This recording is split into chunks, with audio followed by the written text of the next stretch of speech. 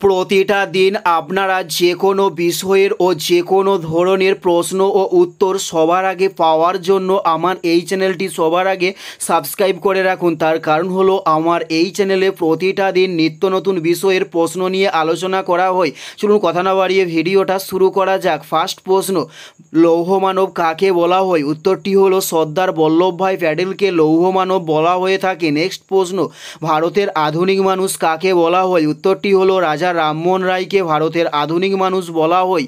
উত্তরটি হলো রাজা রামমোহন রায়কে ভারতের আধুনিক মানুষ বলা হয়। নেক্সট প্রশ্ন, পঙ্কজ আদবানি কোন খেলার সঙ্গে যুক্ত ছিলেন? উত্তরটি হলো নৌকার খেলার সঙ্গে পঙ্কজ আদবানি যুক্ত ছিলেন।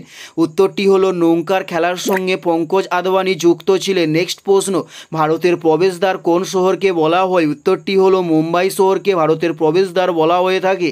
উত্তরটি হলো মুম্বাই শহরকে ভারতের প্রবেশদ্বার বলা হয়। নেক্সট প্রশ্ন, প্রচেষ্টা ও ভুল তত্ত্বের প্রবক্তা কে ছিলেন? উত্তরটি হলো থর্নডাইক ছিলেন প্রচেষ্টা ও ভুল তত্ত্বের প্রবক্তা। উত্তরটি হলো থর্নডাইক ছিলেন প্রচেষ্টা ও ভুল তত্ত্বের প্রবক্তা। নেক্সট প্রশ্ন, মুঘল সাম্রাজ্যের সরকারি ভাষা কী ছিল? উত্তরটি হলো ফার্সি ছিল মুঘল সাম্রাজ্যের সরকারি ভাষা। উত্তরটি হলো মুঘল সাম্রাজ্যের সরকারি ভাষা হলো ফার্সি। উত্তরটি হলো ফার্সি ছিল। নেক্সট প্রশ্ন, আনহ্যাপি ইন্ডিয়া বইটি কার লেখা? উত্তরটি হলো লালা লাজপত রায়ের লেখা আনহ্যাপি ইন্ডিয়া বইটি।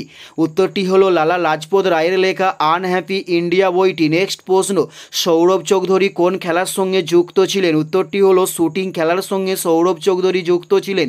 উত্তরটি হলো শুটিং খেলার সঙ্গে সৌরভ চৌধুরী যুক্ত ছিলেন। নেক্সট প্রশ্ন, কে কুতুব মিনার নির্মাণ সমাপ্ত করে? উত্তরটি হলো ইলতুৎমিশ কুতুব মিনার নির্মাণ কার্য সমাপ্ত করে।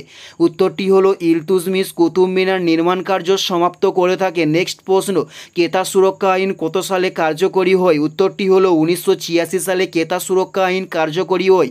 উত্তরটি হলো 1986 সালে ক্রেতা সুরক্ষা আইন কার্যকর হয়। এটাই ছিল এই ভিডিওর লাস্ট প্রশ্ন। আর কোন ধরনের শিক্ষণীয় ভিডিও আপনারা প্রত্যেকে দেখতে চান অবশ্যই কমেন্টে লিখে জানাবেন। পুরো ভিডিওটা দেখার জন্য আপনাদের প্রত্যেককে আমাদের ইউটিউবের পক্ষ থেকে রইল অসংখ্য ধন্যবাদ।